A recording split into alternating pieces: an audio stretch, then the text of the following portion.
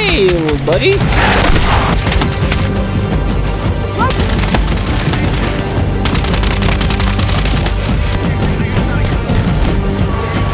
Can you kill this guy, please?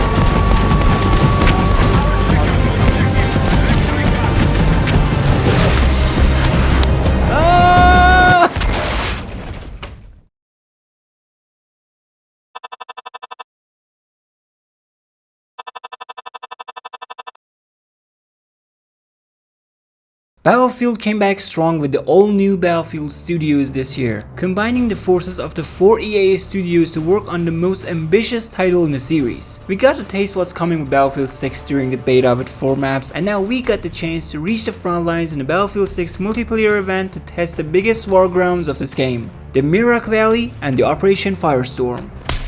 One that's my favorite of the 6 maps I've played in Battlefield 6 so far, and the other brings back childhood memories. Big franchises are famous for their unique features, and that's how they have become known from the start, like Assassin's Creed's stealth, God of War's gory action, and Mortal Kombat's brutality.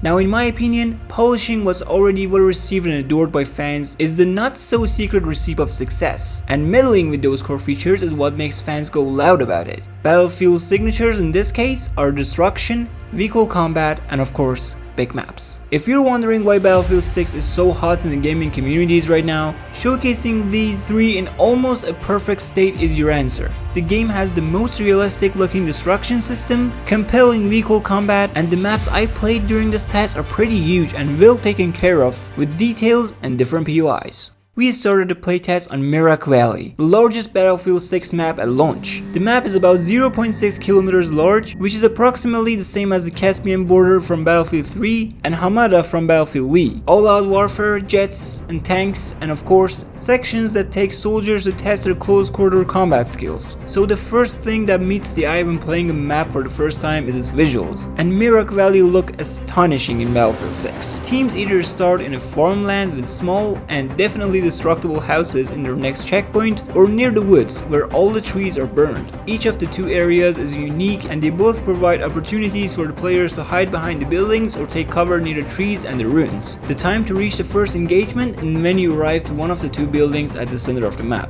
With ziplines and stairs, these 2 add verticality to the whole gameplay, and if you're a sniper playing recon, I can say the 2 buildings translate to bread and butter for you. Now you can totally reshape these buildings with your missiles and tanks, but this is the part of the map that urges the infantry to get inside, clean the area, and capture the objective. In the case of breakthrough, one building is for the defenders and the other will be invaded by the attackers, making a nice balance that one team has to break in order to secure the golden W. Tank and jet lovers can get more action going a few meters away from the 2 buildings. There's an open space with only trees and small capture sections where tanks absolutely dominate. But still, there are ruins and various small buildings for the infantry to take cover and secure the point. Now, when I played some maps in beta like Liberation Peak and Empire State, I can clearly see that they lean toward a certain playstyle. Not that you should not play Assault or Engineer in Liberation Peak, but snipers are king on that map. That's no issue.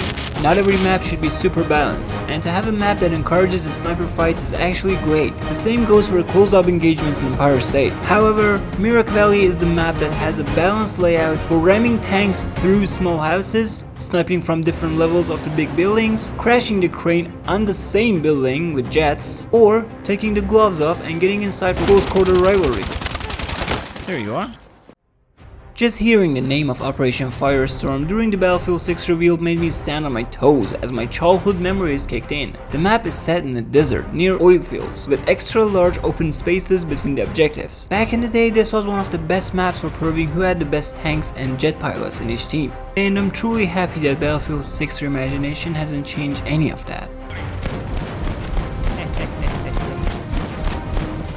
In the Operation Firestorm map in Battlefield 6, players spawn on the either side of the oil field on east and west, surrounded by nothing but sand and vehicles that work as the tickets to the combat zone. Trust me, taking no tanks, jeeps or jets when starting the game is going to cost you 5 minutes of non-stop running until you reach the center of the map. You should at least climb one of those tanks if there is no room inside. As you move forward, there will be 2 sides on the map. 1, the open area of the sand and the small buildings around the map that hold different objective points. 2, the infantry traffic traffic area at the center facility where you can spot a few large buildings. The dominating group on this map is the tank specialists and the ones able to fly the jets and helis. But it doesn't mean there is no room for snipers and infantry combat. Like I said, some maps lean toward a special playstyle, and this is one hell of a playground if you enjoy dogfights and tank showdowns. But right in the middle, you can climb the towers, grab a sniper rifle, and enjoy hunting down anyone trying to capture the nearby zones. The large buildings, on the other hand, are your ultimate path if you play Assault and love to test your new AR or SMG build. The pipes around the oil field are the parts that I found players love the most. Personally, I'm a big fan, but not as the guy running or camping on them, but as the tank driver